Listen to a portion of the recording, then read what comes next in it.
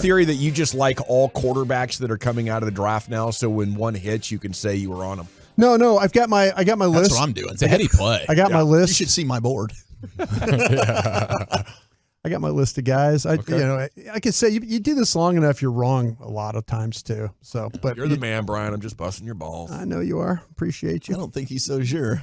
I'm really not. I'm always confused when Gavin kind of does stuff like this. I'm always kind of a little leery of what's going on over there. Okay. First off, too, we got Love of the Star tonight.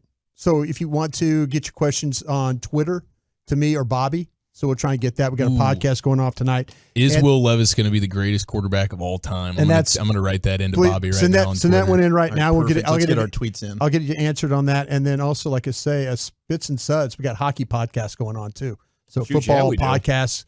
So we got you covered. Had Madonna on last week. Yeah, like all this stuff. So good deal. All right, I mentioned 105.3 The Fan will be posting my stack of what I have in this draft.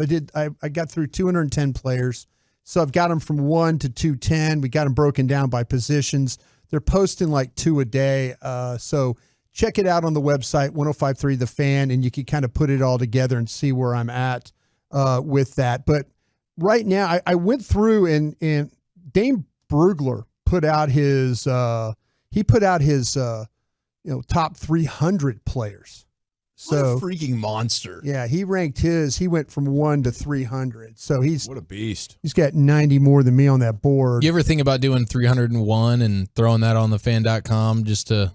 You would have to start in October. Well, Dane starts his, to get the beast done, he starts Memorial Day weekend. So he starts the end of May to get ready for a draft. And we all kind of start December 1st. Yeah, I know I do. So do you ever think about printing that whole thing out and then just reading it on air and pretending like you watched the film? That would be a great bit, dude. You're saying legitimately print it out. Yeah, like hard copy, like download it, punch it, and then go and say this is my board. This is the beast, and then go on air and talk about the players. Like maybe take some pictures of it and put on social. Like, hey man, look at all this work I never I've done. Thought about that. Like it's your own work. Yeah, no, because it's patently insane. I don't think anybody would actually draft plagiarism. Do you think you could actually do a whole draft? Oh yeah, I could. For sure. You think so? Yeah. You take the beast. And you have to go on radio. Yes. You have to go on radio. I'm the analyst that you come to like 45 seconds after the pick. So I need to skim. And you're pulling up the information. Yeah, that's right. Yeah. Don't put me on a webcam either. Some good old-fashioned draft plagiarism, man.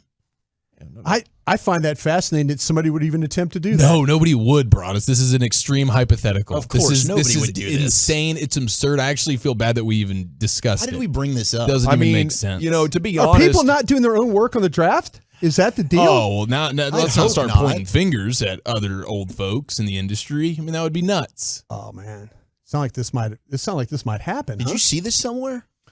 No, again, only in my wildest dreams. Would you believe? Okay, I wouldn't believe it if I saw it. Seriously, I'd claim Photoshop. I just can't believe somebody would do that. Artificial intelligence. People live busy lives, Yeah.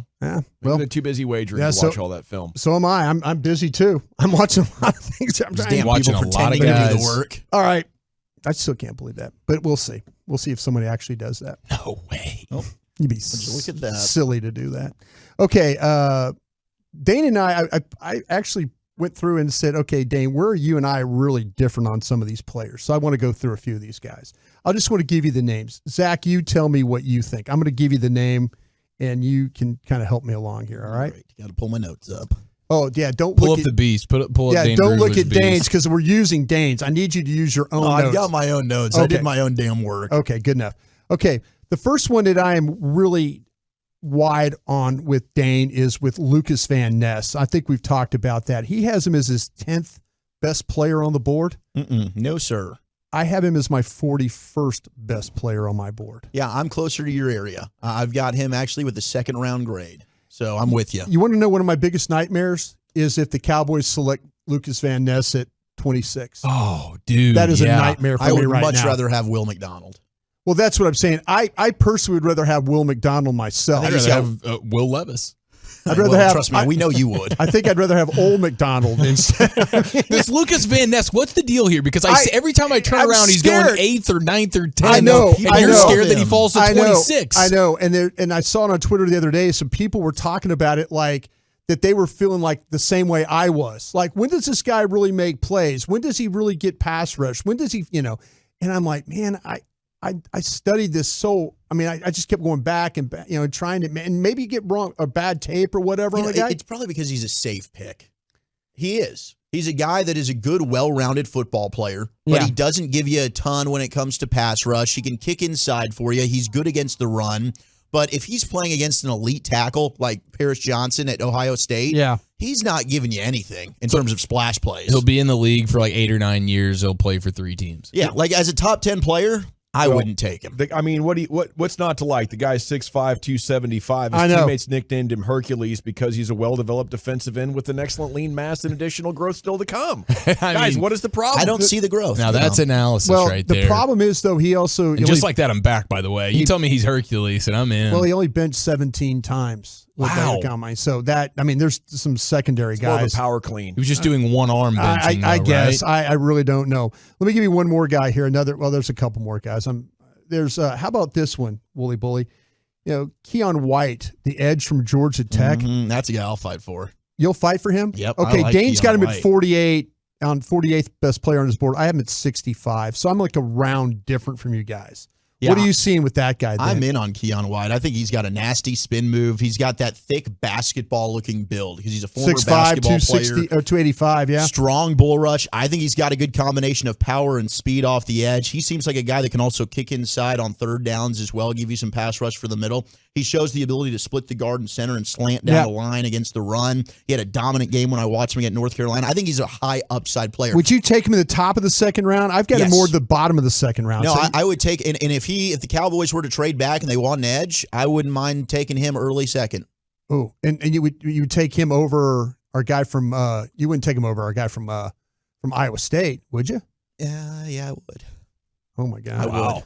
Wow. I liked what I saw from Keon White a little bit more. The Cowboys would take McDonald, and I can get in on McDonald. I don't think Iowa State really knew what to do with him, and I think that's a problem. The reason why I didn't like him. By the way, I think that the Cowboys. I'm starting to hear some whispers that I think the Cowboys are hopeful that Mayer, the tight end, is gone.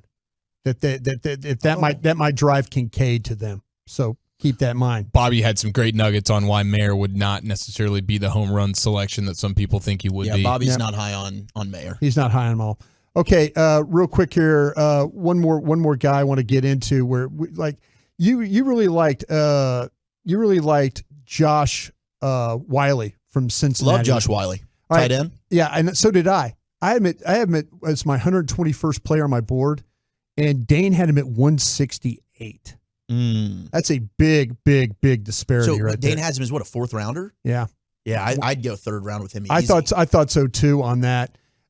He also didn't like our guy Antonio Maffei from UCLA, a guy that the Cowboys brought in as I have him as player 133. He has him at player 242. We're both higher on Maffei than I think the league is. I've heard some stuff on him that teams might have him graded as an undrafted free agent.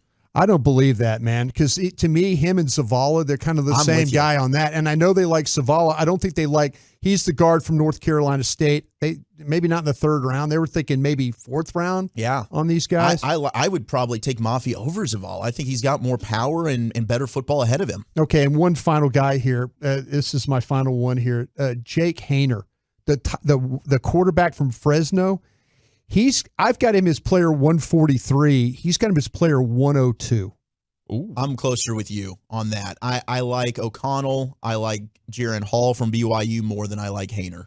Yeah, so I was just going through, like I say, there were a couple of spots where Dane and I are really, really different on the board, but you're going to have that. I mean, you're going to have different ways of seeing these players, but those were the biggest disparities that we had here. So I just want to get them out there. Yep.